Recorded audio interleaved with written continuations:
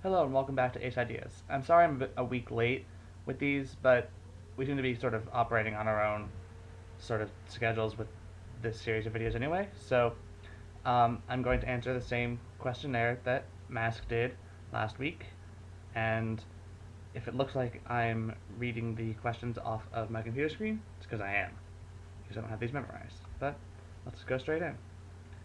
Question 1. Did you always know you were asexual? No, I guess not. Definitely not, as a matter of fact. Even before I knew what asexuality was, I didn't think I fit it. Because until I was 19, I had sexual attraction and romantic attraction conflated. And so I assumed that in order to be asexual, I had to also be aromantic. And so, nope, I didn't think of myself as asexual because I knew for sure I wasn't aromantic. Um, Question 2. What identities did you try on before realizing you were asexual? Um, I took sort of a weird journey before I discovered my asexuality. So, I identified as if anything, sort of run of the mill, maybe a bit latish blooming, heterosexual until I was about 16 or so. Then I took a strange turn and identified as a heterosexual fetishist. And I was operating under the definition of fetishism, which goes something like not experiencing sexual attraction or not able to reach full sexual potential unless the specific criteria for the fetish is involved, like attraction to an event or a circumstance or something besides just the person. And like sexual attraction to a situation, in my case. Um, and I'm not gonna. And I was actually pretty active in the community for this fetish from the time I was 16 till the time I was about 18 or 19, when I realized I was asexual and then sort of backed off a little bit. But um, I was pretty active, and I I don't know, and I still feel somewhat of a connection to that community.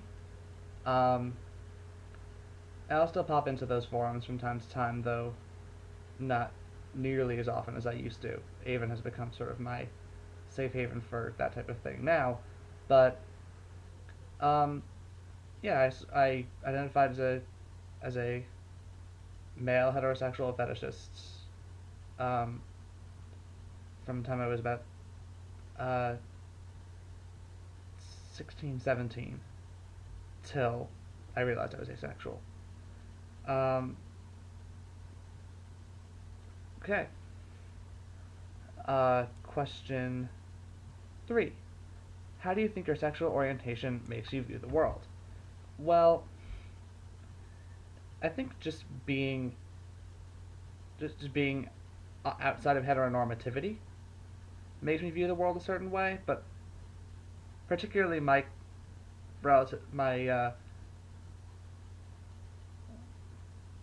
combination of asexuality and polyamory makes me view the world in a really unique way.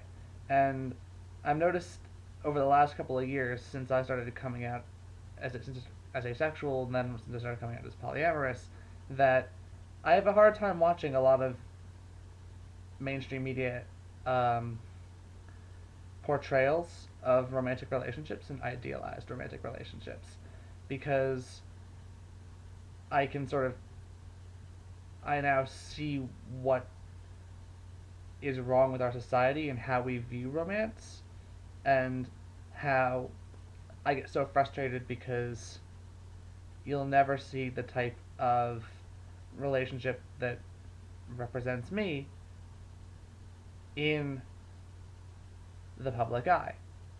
And like there are so few asexual public figures and even fewer polyamorous public figures, and both groups get such negative stereotypes attached to us. And so like the types of relationships that I go for you won't see in the public eye. And so um, it I get really jaded watching a lot of mainstream romances now, and I've been noticing that more and more, and it's been really interesting for people around me too.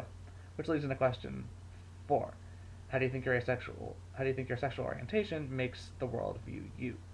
Um, well, that's a good question because um, I'm not really the most in tune with the rest of the world. I tend to work on sort of my own wavelengths, and people who know me and know my sexual orientation, like, usually they're pretty okay with it. They might not always get it, but, like, it's, um, but they think of me probably as weird, or I I've gotten my fair share of asexual bingo responses. I've been I can the amount of times I've been mistaken for a gay man when I'm neither cis, gay, nor male, nor man. Um, when like I don't really fit any of those categories, but yet like a good handful of people have mistaken me for it, and I've gotten asked the whole hormones thing. I've gotten so many asexual bingo responses, but I tend to think of those as sort of isolated incidents of um, I guess acephobia or whatever. And then once I don't know, if people stay consistently acephobic towards me, then I'll just say you're not worth my time. Go away. And so I tend to think the world views me as definitely different. Um, Probably hard to understand, hard to deal with sometimes, but it's not going to stop me from, not going to stop me from living my life. Um, Next question. In an ideal world, how would we talk about sex and sexual orientation? Freely. We would talk about them freely. I don't think that I, I don't believe in much in the way of censorship, nor do I believe in sanctity of innocence or any of that nonsense. I think we should be able to have conversations about sex and sexuality openly, freely, and because they're because those things are important parts of people's lives, people's identities, people's experiences. And so why should we have to censor them? Mm. And that basically answers the next question: what's the biggest problem with how we talk about sex and sexual orientation now? Is we are simultaneously very repressive and also very in your face about aspects of sex and sexuality. We I'm American, so I'm going to speak from an American perspective. And I find that we, at least in America, and from what I've heard, other developed nations as well, for the most part, um, are very hypersexual in that we use aspects of sexuality to attract attention, to sell products, to